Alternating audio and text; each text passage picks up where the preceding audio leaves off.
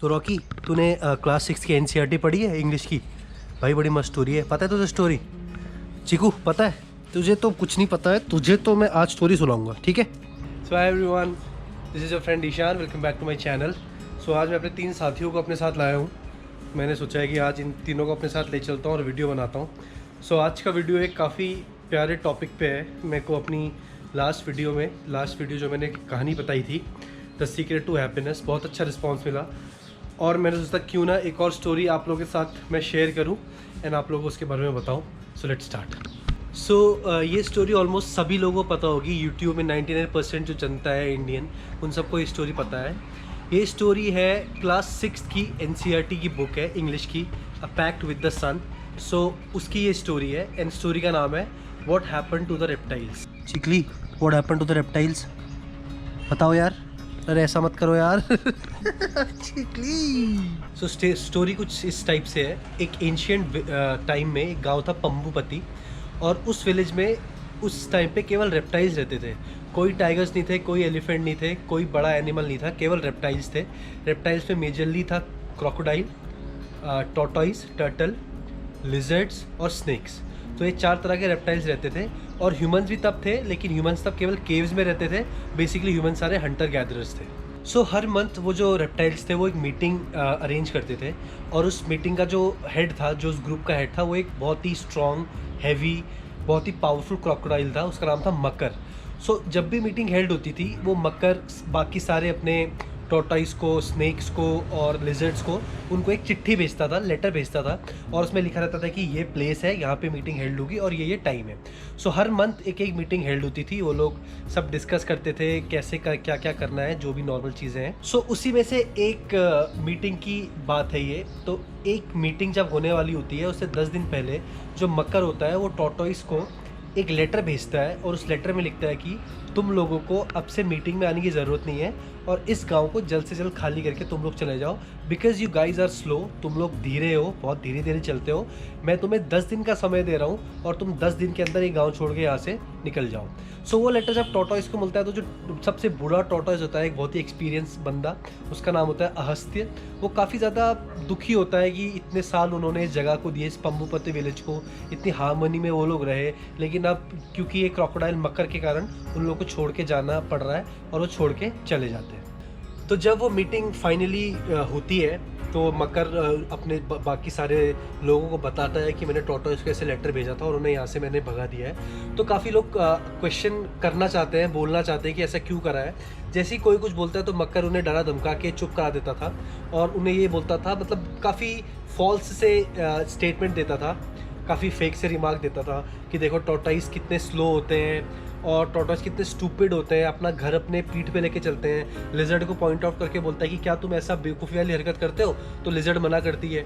वो उनको और अच्छे अच्छे क्लेम्स देता है, बहलाता है, फुसलाता है, बोलता है कि देखो अगर टॉर्टॉइस छोड़ के चले जाएंगे तो हमारे पास ज़्यादा खाना होगा, ज़्यादा रहने की जगह होगी, और बाकी सब अच्छा चलेगा। सो ऐसे कर कर आके डरा धमका के सबको चुप करा देता है। और क्योंकि वो इतना पावरफुल होता है, तो लोगों को, जो बाकी लोग होते हैं, वो कुछ कह नहीं पाते हैं और चुपचाप उसकी बात को मान लेते हैं। सो जब टॉर्टॉइस विलेज छोड़ के चले जाते हैं, तो जो बाकी लोग बचते हैं, आपके स्नेक्स, लिजर्ड और बाकी क्रोकोडाइल, तो उनको मकर की बात बिल्कुल सही लगती है, क्योंकि अब ज़्यादा खाना होता है, ज़्यादा स्पेस होती है। जो स्पेस टॉर्टॉइस ऑक्यूपाई करते थे वो सब खत्म हो जाती है। तो उनको लगता है कि हाँ यार, मकर ने तो बिल्कुल सही बात करी थी, और वो इन्जॉय करना शुरू कर देते हैं। लेकिन स्लोली एंड स्टेडली जब 1 वीक का टाइम, 2 वीक का टाइम गुजर जाता है, तो बहुत सारे फ्रूट्स होते हैं और बहुत सारे डेड एनिमल्स होते हैं जो मरे हुए होते हैं। सो वो सड़ना शुरू कर देते हैं, और उसके कारण बहुत ही गंदी स्मेल पूरे फॉरेस्ट में फैलना शुरू कर देती है। और क्योंकि टॉर्टॉइस इन चीज़ों पे जिंदा रहते थे, इन चीज़ों को खाते थे, इन चीज़ों को ख़त्म करते थे, अब वो कुछ नहीं रहता है, और एक काफ़ी ज़्यादा माहौल ख़राब हो जाता है पूरे फॉरेस्ट का। नाउ सिमिलरली ऐसी ही एक मीटिंग और ऑर्गेनाइज होती है 1-1.5 महीने बाद, और सेम नोटिस मकर भेजता है स्नेक्स को कि तुम लोग अब यहाँ से जाओ, पंबुपति में तुम्हारा कोई काम नहीं है, क्योंकि तुम टॉर्टॉइस इतने स्लो नहीं हो, तो तुम्हारे पास केवल 1 दिन का टाइम है, गांव छोड़ के चले जाओ।